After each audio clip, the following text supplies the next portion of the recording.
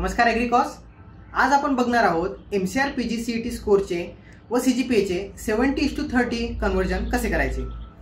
समजा तुमचा MCR चा स्कोर हा 150 आलेला आहे, तर याला तुम्हाला मल्टिप्लाय करायचा आहे 0.035 या फॅक्टरने। मल्टिप्लिकेशन केल्यानंतर आपले उत्तर येईल 5.25। तर आपला MCR च्या स्कोरचा 70 रेशोनुसार 10 पॉईंटच्या स्केलवर आलेला हा आपला गुणांक आहे। यानंतर समजा तुमचा CGPA हा आपण 8.5 पकडला, तर याला आपल्याला मल्टिप्लाय करायचा आहे 0.3 या फॅक्टरने।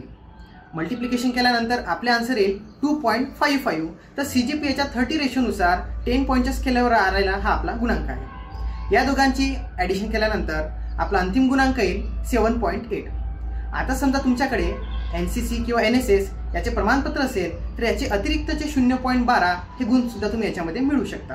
सोबतच डिबेट, एसे, इलोक्युशन या प्रकारातील स्टेट, नॅशनल, इंटरनॅशनल लेवलचे प्रमाणपत्र सुद्धा तुमच्याकडे असेल, तर अतिरिक्तचे 0.12 गुण तुम्ही याच्यात देखील सुद्धा मिळवू शकता। जसा आपला आधी 7.8 हा अंतिम गुणांक आला होता आणि तुमच्याकडे प्रमाणपत्र असेल, तर त्याचे 0.12 गुण मिळवल्यानंतर आपला जो अंतिम गुणांक होतोय तो होतोय 7.92। या व्यतिरिक्त जर आपल्याकडे क्रीडा प्रकारातील स्टेट, नॅशनल, इंटरनॅशनल लेवलचे प्रमाणपत्र असेल, तर रँक निहाय किती गुण मिळवायचे याची सखोल माहिती MCR PG प्रॉस्पेक्टमध्ये दिलेली आहे, आपण ती बघू शकता। इथे महत्त्वाची बाब लक्षात घेण्यासारखी अतिरिक्तचे जे गुण मिळत आहेत त्याची मॅक्झिमम लिमिट ही 0.25 आहे। तर मित्रांनो, अशा प्रकारे आपला MCR चा स्कोर चेक करा आणि आम्हाला नक्कीच कळवा।